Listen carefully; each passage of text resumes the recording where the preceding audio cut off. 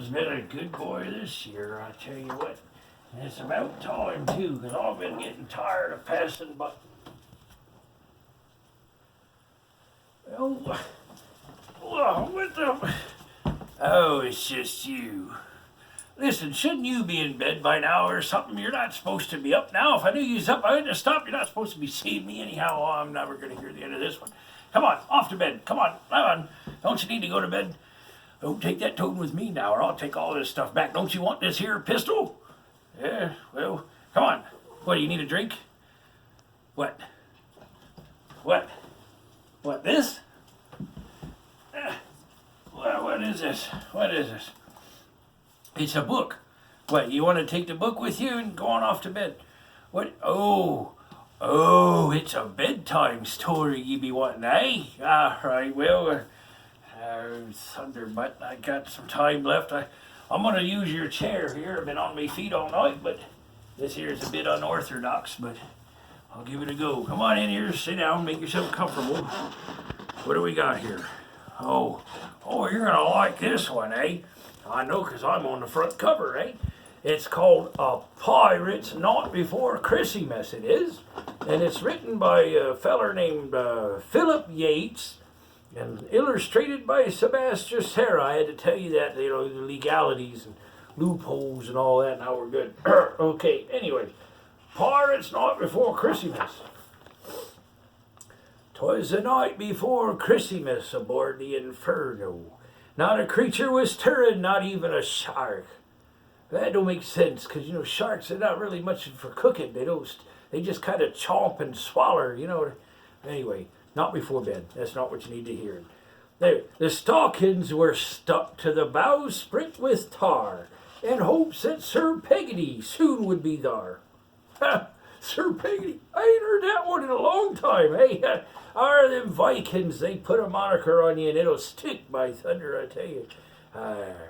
Here we go. The pirates were snoring like pigs in their beds, while visions of treasure chests danced in their heads. It's a favorite dream of mine, them dancing treasure chests, eh? And I, with me spyglass and scruffy old dog, stood watching the crow's nest for ships in the fog. How'd he get his dog up in the crow's nest, eh? I've tried hauling mine up there. They just bite you in the back, and they don't like going up there. Besides, that's a crummy job to have, isn't it, up in the crow's nest? That's what you get when the captain mad at you, it is. When out in the mist there arose such a racket, I slid down the mast with me sword to attack it. Away to the poop deck I ran very fast. Poopy's a poop deck in there. I threw off the anchor and shouted, "Avast!" It's one of them nautical words. It means stop what you're doing, by thunder, or I'm going to stick you with me sword. These pages are... There we go. Straight up from the sea in the foamy white spray flew 8 giant seahorses pulling a sleigh. A mean-looking driver, a hoisting one leg. Well, shiver me timbers, it must be Sir Peg. Yeah, see, it's Sir Peg right there. Yeah, here he comes to save the day, by thunder. More sluggish than flounders as coursers they came, and he whistled and snarled and called them by name. Now Salty, now Scurvy, now Sinbad and Molly, on Cutthroat, on Cross-Eye, on Roger and Jolly, to the top of the sail, to the top of the mast. Now dash away, dash away, dash away fast.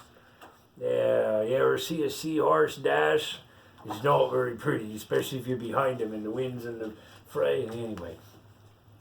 And then with a cry and a crack of his whip, down came his sleigh on the deck of our ship. A jolly old sea dog, enormously fat. Who's writing this book? Philip Yates, well, I know a couple of people that are going to get a visit tonight by 3 ugly spirits, I tell you what. Enormously fat, and so was the parrot that perched on his hat. Now you leave Polly alone now. She's just big boned is all she is. He was dressed all in black from his head to his heels, and his clothes were all covered in seaweed and eels. It was quite the fashion statement for the day, you know. His eye, how it twinkled, his dreadlocks, how twiny. His scars are like crossbones, his gold tooth, how shiny. I miss that gold tooth. I lost it on a trip I took, side trip through Harlem there. Anyway, his mouth was turned up in a nasty old look. A silver gleam sharp on the point of his hook. Well, I've had some work done, and this is an old story. Shut up, shouldn't you be in bed? Okay, never. Okay. A scary white skull he had hung on his ear soon gave me to know I had nothing to fear. Just your average old jolly old sea dog coming up out of the water. He spoke not a word, but went straight to his sack and stuffed all the stockings with coins and hardtack. Hardtack's kind of like a candy, but not like a candy. You don't want any, really.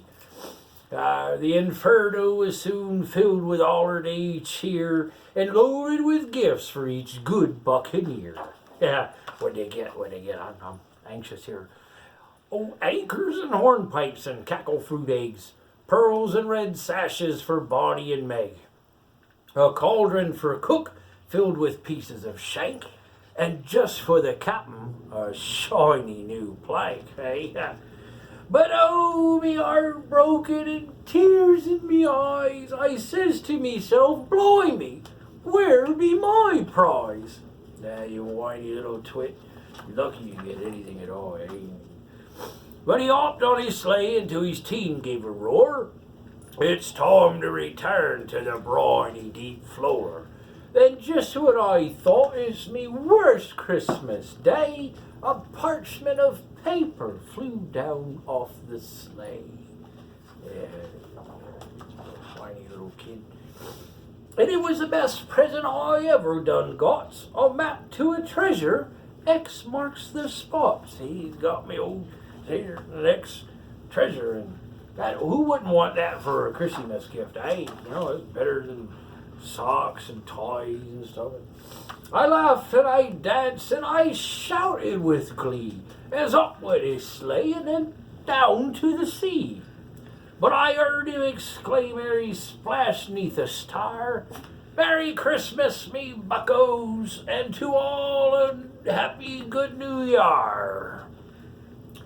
And that's the end of your story, and you need to be off to bed now. Hey, come on, off to bed with you, or by thunder, I'm taking all of this back.